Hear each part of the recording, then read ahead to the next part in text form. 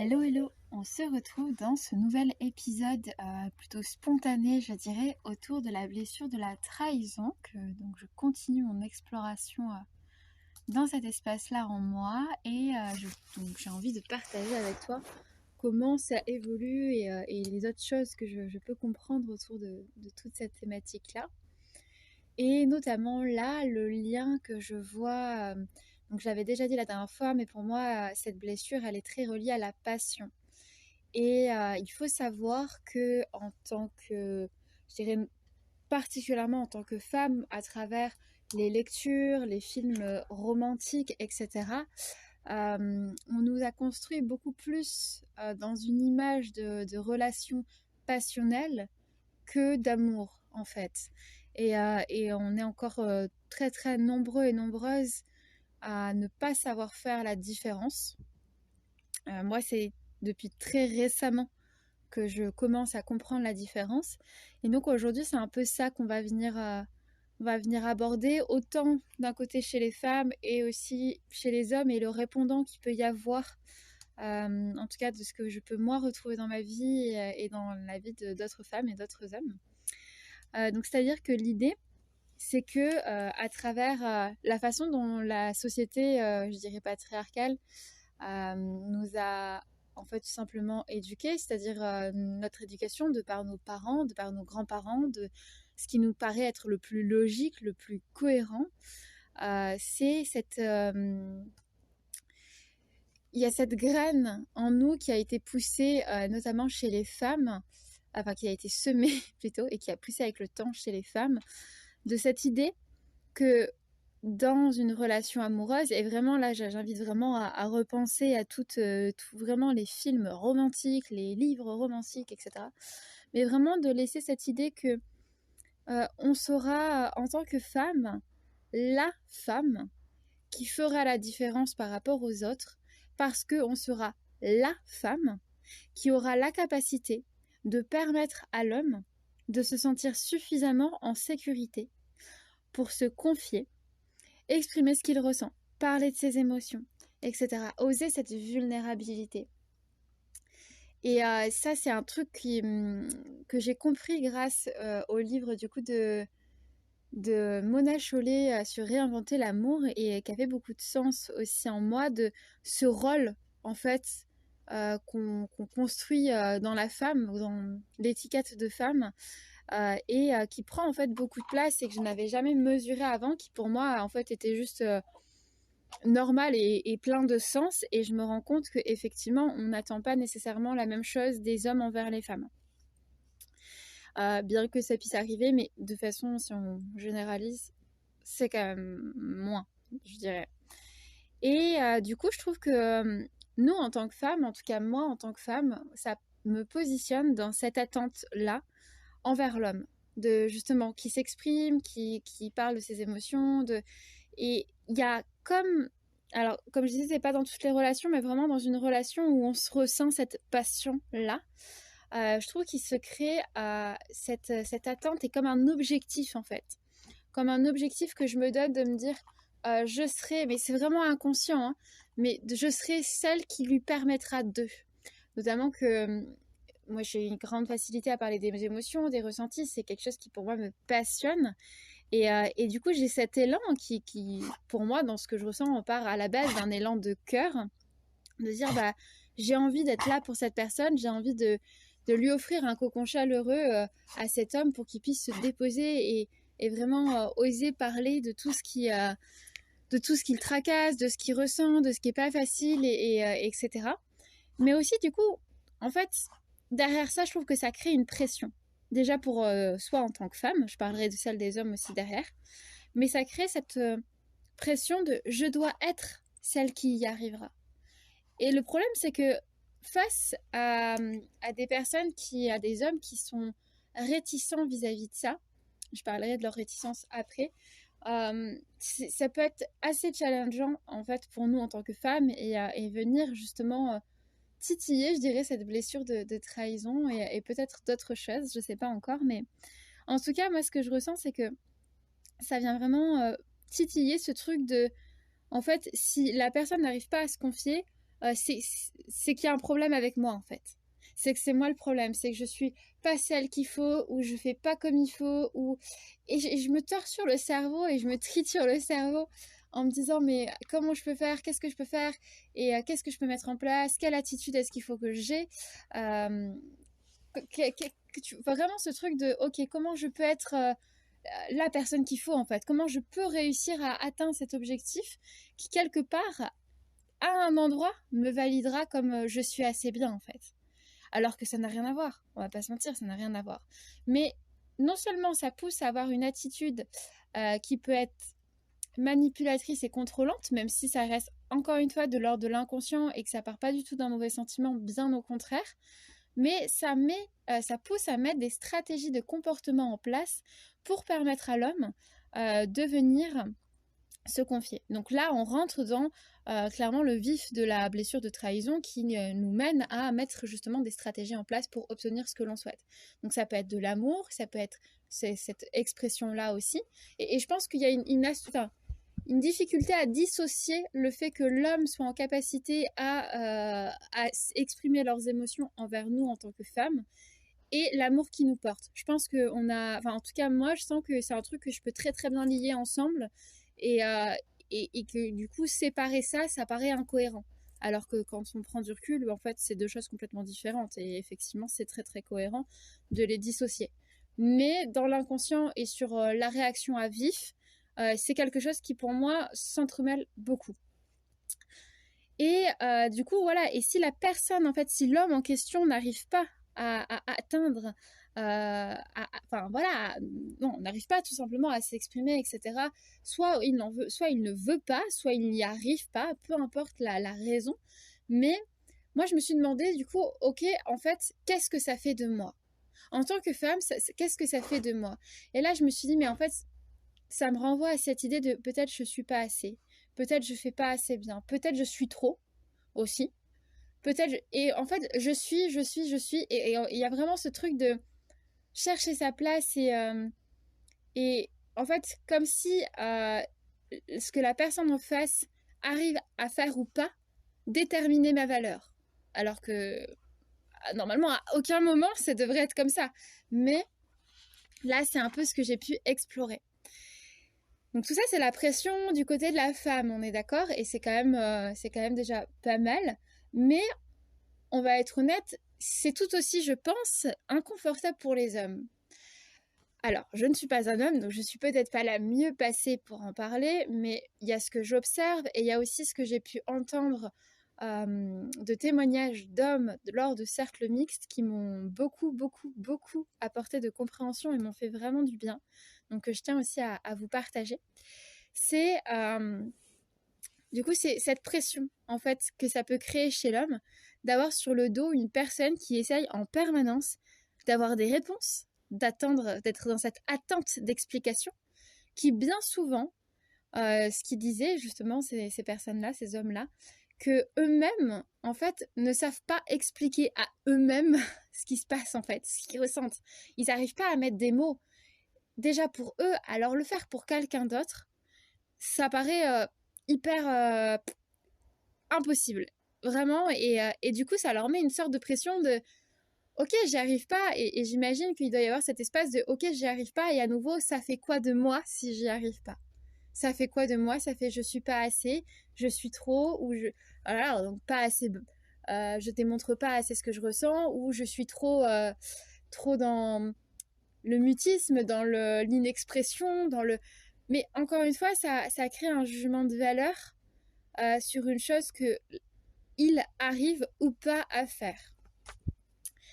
Il y a aussi un autre partage que j'avais trouvé très très intéressant qui racontait que il y avait une personne qui avait de la difficulté à en fait qui se méfiait et qui n'avait plus envie de partager ce qui se ressentait et ce qui se passait à l'intérieur de lui, même si pour lui il arrivait à mettre des mots, il n'y avait aucun souci, il était clairement en capacité à. Mais le fait est que dans son passé, il s'est déjà montré dans cette vulnérabilité vis-à-vis de une ou plusieurs femmes, ça je me souviens plus, mais en tout cas, voilà. et où il a exprimé ses émotions, ses ressentis, ce qui se passe, ce qui vit à l'intérieur de lui. Et en fait, ces femmes-là, elles s'en sont servies. Elles s'en sont servies contre lui. Donc ça reflète encore, alors je n'ai pas les détails de comment que ça s'est passé, mais ça reflète encore cette blessure de trahison. Le fait de se servir du entre guillemets point faible de l'autre pour pouvoir le manipuler, pour pouvoir l'utiliser, pour pouvoir obtenir ce que cette femme-là ou ces femmes-là désiraient tout simplement. Donc, comment ne pas se sentir trahi quand on confie à quelqu'un des choses qui nous sont qui nous mettent dans un espace de vulnérabilité profond et qui sont utilisées contre nous en fait. Et du coup, moi, je ressens aussi beaucoup et j'ai envie d'avoir beaucoup de compassion envers ces hommes-là et de me dire, de prendre du recul de, ok, quand un homme ne veut pas se confier à moi ou met de la distance si je demande ça, de se dire, ok, en fait, on ne sait pas ce qui se passe dans sa tête, on ne sait pas ce qui s'est passé dans son passé, on ne sait pas ce qui se passe, tout simplement. Et je sais que c'est pas facile, parce que moi, la première, j'ai besoin de comprendre et j'ai envie d'avoir des réponses, mais j'ai appris avec le temps à ne plus créer cette pression envers l'autre, ou en tout cas à vraiment essayer qu'elle soit la plus légère possible. Mais je sais que aussi cet été, je me suis vraiment dit, en fait, moi, je veux vraiment dans mes relations cette communication et c'est pour moi quelque chose qui est essentiel. Donc la solution que j'avais trouvée sur le moment, c'était vraiment de dire, en fait, si la relation, si l'homme en question n'est pas en capacité à partager ça, dans le respect le plus total, sans dire que c'est quelqu'un de mauvais ou j'en sais trop rien, mais vraiment avec amour et bienveillance, de dire, en fait, moi, j'ai besoin de ça à l'heure actuelle, j'ai besoin d'expérimenter cette communication-là, et si tu n'es pas en capacité à me le donner, je ne t'en veux pas, mais je ne peux pas continuer cette forme de relation-là, tout simplement. Pour moi, ça me paraissait être une solution convenable, c'est-à-dire que moi, ça m'évitait d'être dans cet état d'attente, et ça évitait à la personne d'avoir cette pression sur les épaules. Là, aujourd'hui, avec la relation que j'expérimente, cette blessure, tout simplement, je me suis dit, ok, cette fois, j'ai vraiment envie d'aller apprendre à me connaître dans cet inconfort-là. Parce que quelque part, du coup, effectivement, ça évitait de l'inconfort à tout le monde, mais ça évitait aussi une relation tout court. Et là, je me suis dit, j'ai vraiment cette curiosité de, ok, j'ai envie de comprendre, en fait, ce qui se passe, pour pas à chaque fois mettre un terme à toutes ces relations-là, en fait. Et du coup, je me rends compte que même si je pense ne pas créer cette pression vers la personne, ou en tout cas, j'essaye de ne pas la créer, mais je sens que quand même, moi, j'ai cet espace d'attente-là. Donc, j'explore quand même ça. De dire que, ok, il y a cette attente, j'ai envie de savoir, j'ai envie d'être la personne qui permettra à cet homme-là de se confier, et ça, que ce soit d'un point de vue amical ou amoureux, mais vraiment j'ai cet élan j'ai envie d'ouvrir mes bras et dire viens, en fait, viens, dépose-toi et je suis là. Et sauf que ça se passe pas comme ça, clairement. on va pas se mentir, sinon il n'y aurait pas justement cette blessure de trahison, je pense, qui se réveillerait. Il y a plutôt beaucoup de distance et qui soulève pour moi beaucoup d'incompréhension, et qui soulève du coup aussi ces remises en question sur moi-même. Et voilà, et donc je me dis, c'est vraiment du coup cette question que je me suis dit, mais en fait, s'il se confie pas à moi, ça fait quoi de moi? Et donc, voilà, c'était... là, on va retourner en boucle, on va revenir au sujet du début, mais ce que je veux dire, en fait, à travers ça, c'est, pour faire une conclusion, c'est de se demander, en fait, de se détacher, en tout cas en tant que femme, de cette idée que, en fait, notre capacité à permettre à l'homme de s'exprimer nous définit, en fait. Parce que pas du tout. Clairement pas du tout. Et juste apprendre à, petit à petit, redonner la responsabilisation à l'homme de d'exprimer ce qu'il ressent, de parler de ce qui se passe à l'intérieur de lui, de mettre des mots, etc. Et que ce ne c'est pas notre rôle, c'est vraiment le sien de vraiment se déresponsabiliser de ça, en fait, de ce rôle qu'on nous a attribué. Et aussi d'accepter que l'homme en question n'est peut-être pas en capacité que ce soit à mettre des mots ou que ce soit à avoir suffisamment confiance et à se sentir en sécurité pour pour nous exprimer tout ça, et avoir cette conscience que cette sécurité, c'est pas nous qu'allons la créer. Il y a un moment donné où c'est à cet homme ou ces hommes en question d'apprendre à créer cette sécurité à l'intérieur de nous, au même titre que nous, on apprend en tant que femme, pas à pas, à créer cette sécurité à l'intérieur de nous et de ne plus la laisser dépendre de quelqu'un, tout simplement. Ça marche chez nous comme chez eux, finalement, c'est la même chose. Et c'est pour ça, moi, c'est pour ça aussi que les cercles mixtes m'avaient beaucoup plu, c'est de me rendre compte à quel point, en fait, on n'était pas si différents.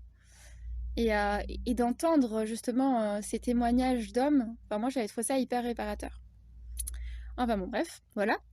Donc, vraiment apprendre à accepter l'homme dans cet état, entre guillemets, d'incapacité, même si du coup, je trouve que c'est un peu réducteur dit comme ça, mais que ce soit sur du long terme ou que ce soit sur un moment donné, mais juste accepter que, là, il n'est pas en mesure de mettre des mots, et que la meilleure réponse, en fait, face à ça, c'est l'acceptation. C'est de dire, c'est ok. Si t'arrives pas à parler, si t'arrives pas à exprimer, si t'arrives pas à mettre des mots, ou si simplement t'arrives pas à me faire confiance pour le faire, c'est pas grave, en fait. C'est pas grave. Et vraiment, en disant ça, je porte cette attention, et c'est très très différent de dire ça et d'inconsciemment attendre que ça arrive quand même, que de vraiment se dire à l'intérieur de soi, en fait, je n'ai pas besoin de tout comprendre. Et je n'ai pas besoin d'attendre que ce moment arrive à un moment donné ou pas, en fait. Enfin, de rester dans cette attente intérieure. C'est vraiment ça que je veux dire. C'est pas juste une réponse, une attitude face à la personne, mais c'est vraiment une attitude à l'intérieur de soi, de se dire, mais en fait, ok, est-ce que j'arrive à lâcher ce besoin de compréhension, ce besoin de comprendre, ce besoin de tout savoir? Parce que je pense, sincèrement, dans cette volonté de tout savoir, qu'il y a une part de volonté de contrôler. C'est-à-dire que si on a toutes les données, on sait exactement où on en est. Donc on a le contrôle sur la situation, sur la relation. Pas forcément dans le sens où on veut faire que la personne fasse exactement ce qu'on veut, mais juste, moi, ce qui m'avait beaucoup parlé aussi avec cette blessure, c'est ce besoin d'être dans une réalité concrète.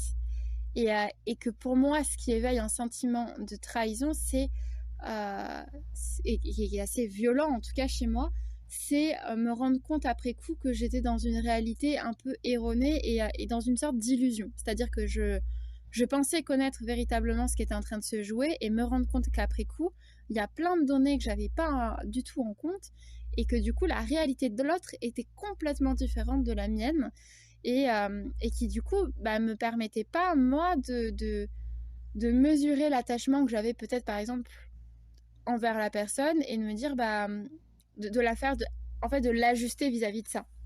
À l'époque, en tout cas la relation là que je suis en train de penser, ça avait créé beaucoup plus d'attachement de mon côté que chez la personne en face.